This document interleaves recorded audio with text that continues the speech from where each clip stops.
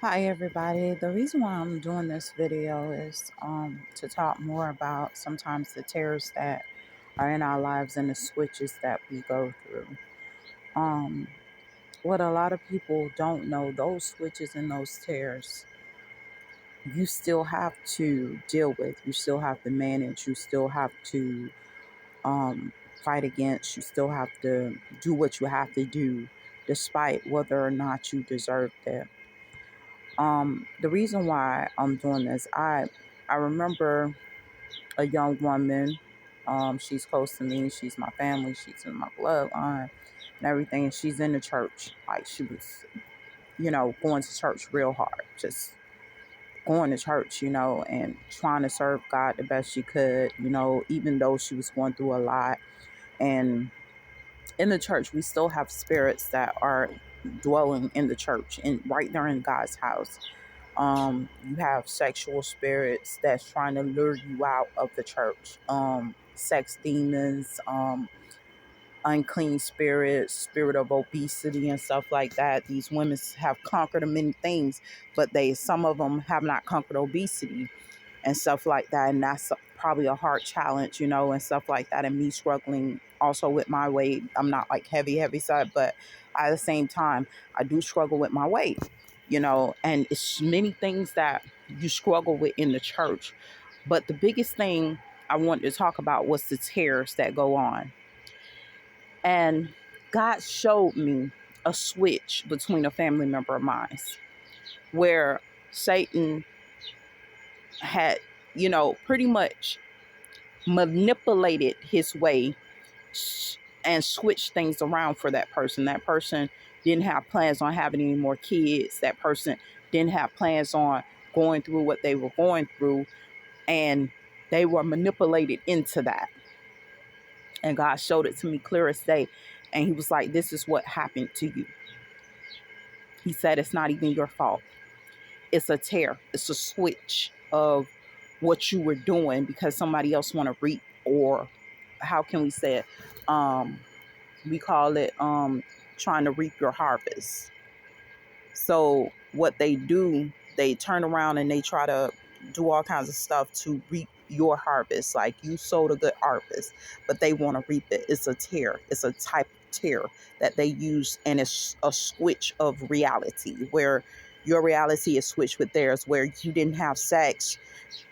You're switching to a reality where this person was very sexually active and stuff like that, and you're given the personality and the mindset that that is a lifestyle that you chose to live, and it really isn't, and stuff like that.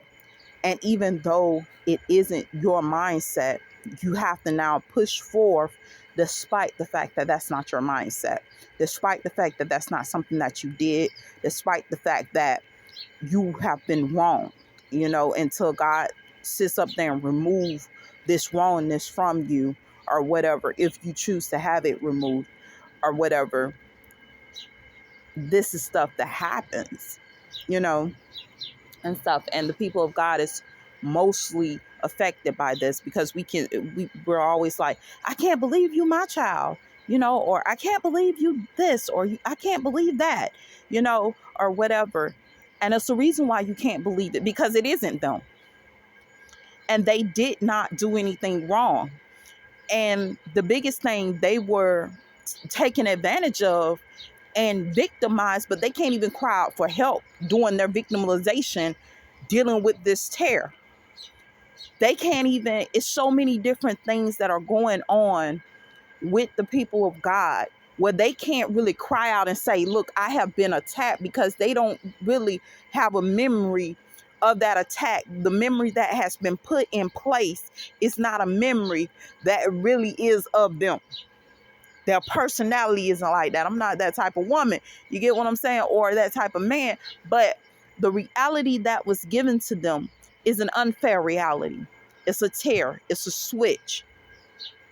And they're left coping with the tear and the switch. They're left coping with being violated, coping with things that have happened to them, coping with 5 and 6 and 7 kids that would have never been their decision. And At some point, they start going through this small awakening, and they're going through anger and stuff like that, and the kids are suffering for it.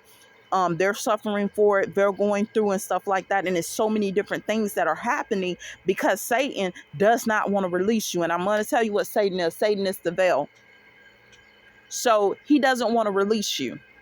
He doesn't want to give you that opportunity to clear yourself. Okay, you have recognized that there's an issue there. Now you got to find a way to avoid that issue. And the way you're going to avoid it, you're not going to do it at all. You get what I'm saying? And you have to isolate yourself, like be very protective of yourself, and be careful who you let around you, because they will take advantage of you. And then the next thing you have to do, you have to make sure that you're writing police reports about certain things that are taking place with you.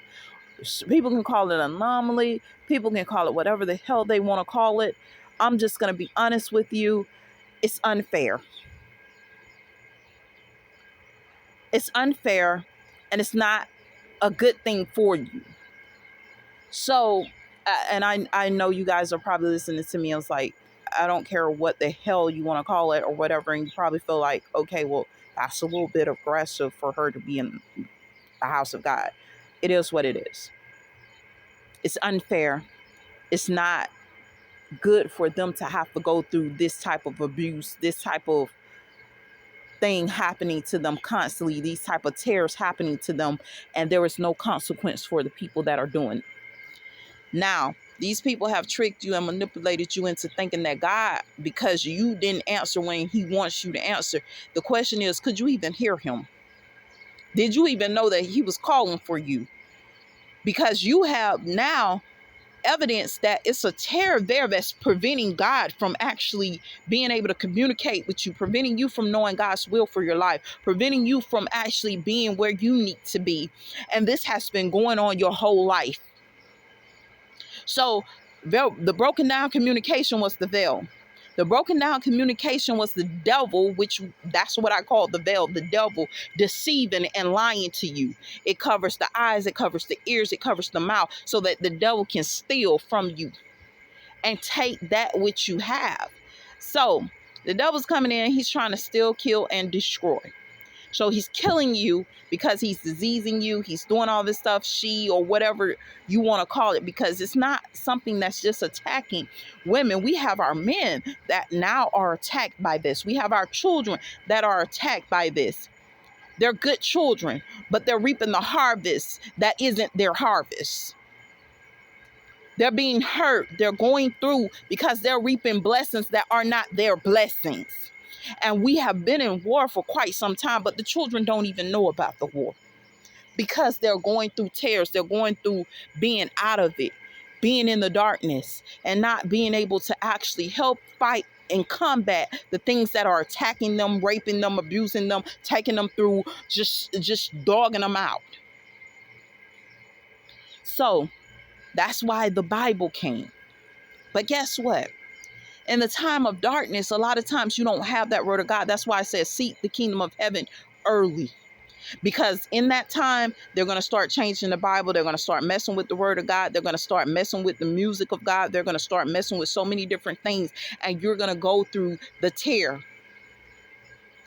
And that's not something that you should have to go through, but that's something that our people have suffered through.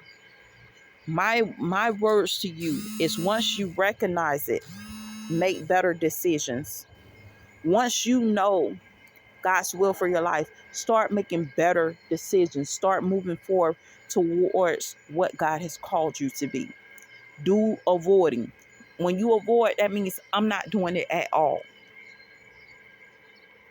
You have done something to make me react in a certain way, and I'm not going to do that at all. And that's definitely one of the issues that a lot of people don't understand. Sex, a lot of different things.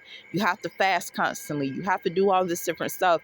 And a lot of times we don't want to do it because we have other things going on with us and stuff like that. And this is something that we have to do. We have to separate ourselves from sometimes even the people of God, because they're only alleging to be people of God. Beware wolves in sheep's clothing, for inwardly they are raven wolves waiting to prey and devour you. Beware of the predator in sheep's clothing, because it's not just wolves, it's multiple things that are waiting to devour you and destroy your life. You get what I'm saying? And not all of them are for you. They will come in, they will sit up there and say, I'm for you, I love you, you're the best thing that happened to me. And the whole time they're just destroying you. And you're decreasing, but you're oblivious to it because you're in the dark. You're dealing with the veil, you're dealing with all this different stuff, and it's destroying you slowly. And you're just trying to keep going and keep going and keep going. And there is no intervention. There is no peace for you while you sleep at night. It's attacking you. That veil is attacking you. So many different things are attacking you. And I came to let you know that there are switches that are in your life, those tears that are in your life that are preventing your progress. They're switching. They're switching your finances. But even as they switch your finances, they may not even see progress for it. So when they switch your finances, you still end up blessed. They're switching certain things that your children do. These are tears. All these switches are tears. Your children would never have sex, but they're switching it